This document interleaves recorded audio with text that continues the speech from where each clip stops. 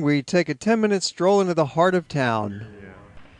It's quite well planned because most of the hotel rooms are within easy walking distance of this downtown area. So you can get to the pedestrian mall, take a stroll, have a meal, do a little shopping, and then it's quite easy to just walk back to your hotel. You don't have to worry about getting a taxi or covering some long distances. We showed you some of the shops of Queenstown earlier in the program, and now we're going to show you some more variety of restaurants. You can eat cheaply or enjoy some fine dining while you're here. The exchange rate is pretty favorable. The dollar is strong in New Zealand. About 75 American cents currently equals 1 New Zealand dollar. So when you're dining in a restaurant, you get some pretty good values and a tremendous variety of types of activities to enjoy in this Queenstown area. Good place to buy some sporting goods. It is such an active outdoors area that they have a good supply of high quality hiking gear and clothing, backpacks, shoes and boots. New Zealand is becoming increasingly famous for its high quality wines. And if you're interested in purchasing some of the wine, there's a shop in town where you can taste it before you buy. So at Wine Taste Central Otago, what we're trying to create is a relaxed environment for a customer to taste wines. We're in the center of Queenstown, and just off our doorsteps we have Central Otago, the wine region. So we're actually in our shop here. You can taste 105 wines, mainly obviously from Central Otago.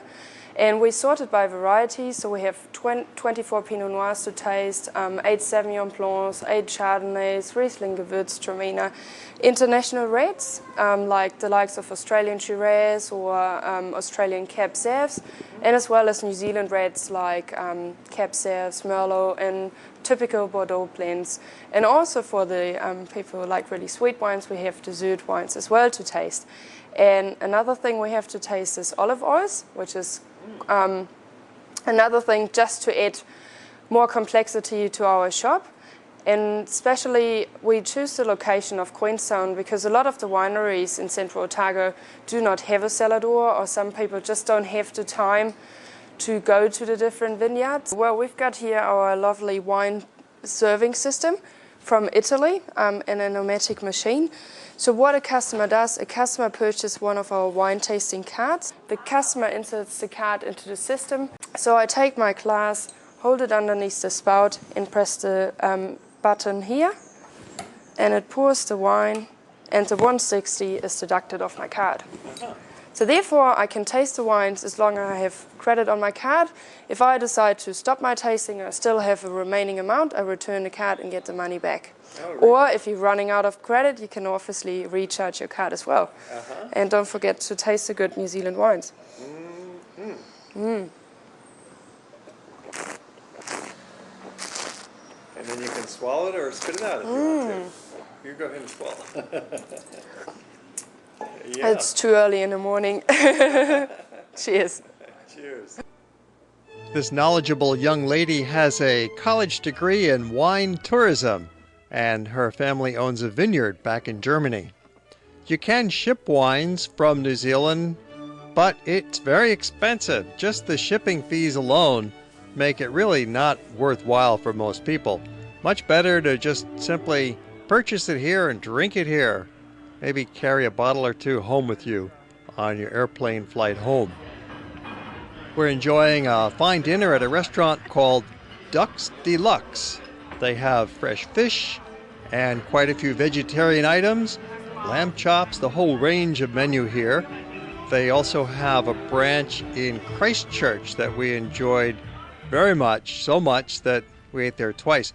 The meal of the trip, in my opinion, was at this location right along the wharf at Boardwalk Restaurant.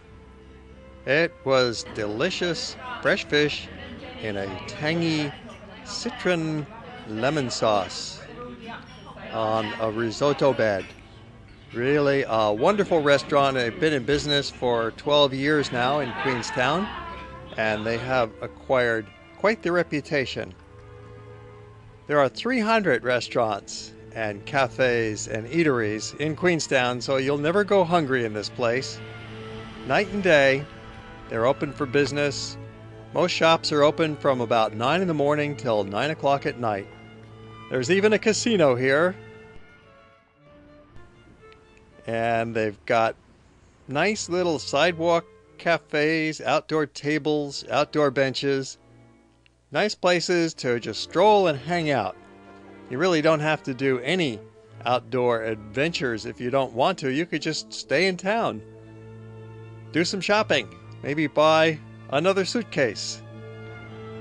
But really, the best way to enjoy Queenstown, of course, is by combining some shopping, some eating, and getting out of town, as we're doing in the program, and doing some outdoor activities. They even have a modern shopping mall right in the heart of town with some excellent cafes and shops inside there, and a little food court down in the lower level.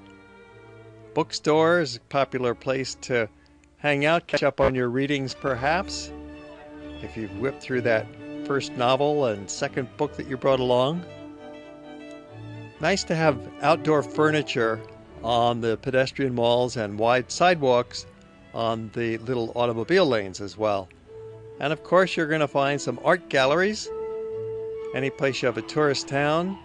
Espresso machines everywhere. Their cappuccino is really excellent in New Zealand. Must be something about that fresh cream from their extremely good dairy industry.